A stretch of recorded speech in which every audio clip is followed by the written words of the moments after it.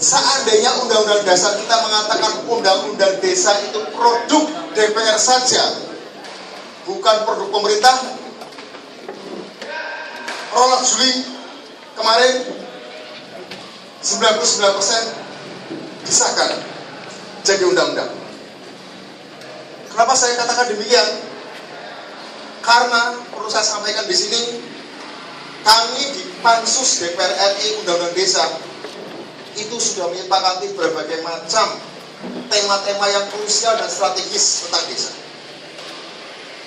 Satu, kami di fraksi-fraksi hampir semuanya sepakat bahwa saatnya desa dikembalikan lagi sebagai sebuah organisasi rakyat berbasis wilayah. Dalam pandangan kami, ini adalah yang strategis mengacu kepada pasal 18B ayat 2 Undang-Undang Dasar bahwa negara memberikan pengakuan dan penghormatan atas masyarakat adat, di mana desa menjadi salah satu bentuk masyarakat adat. Perlu ada alokasi dana untuk desa sebagai bukti keberpihakan negara pada desa dengan mengalokasikan anggaran dengan persentase tertentu, mengingat dan menimbang bahwa desa sekarang menyumbang 60% kemiskinan rakyat Indonesia. Jadi dari seluruh orang miskin di Indonesia, kita tidak keliru. Ketiga, kita juga sepakat di fraksi ya, fraksi-fraksi ya, bukan cuma satu fraksi, sepakat bahwa aset-aset yang ada di desa perlu dikembalikan pengelolaannya oleh desa. Nah, itu kalau undang-undang ini adalah produk DPR, kira-kira isinya seperti itu. Dan pengesahannya tanggal 12 Juli itu akan menjadi nyata. Tapi sebagaimana saya katakan beberapa waktu lalu di media massa, saya diskusi dengan Dirjen Pembangunan Masyarakat Desa Bapak Tarmizi Karim dari Kemendagri.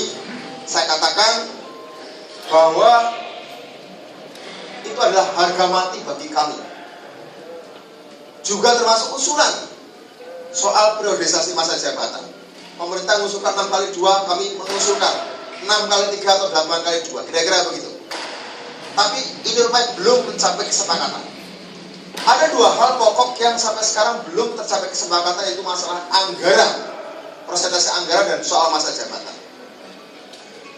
Kenapa saya katakan ini belum mentok? Berbulan-bulan kami meminta kepada kementerian-kementerian yang menjadi partner kami dalam sidang-sidang DPR, Kementerian Dalam Negeri, Kementerian Keuangan, dan Bappenas.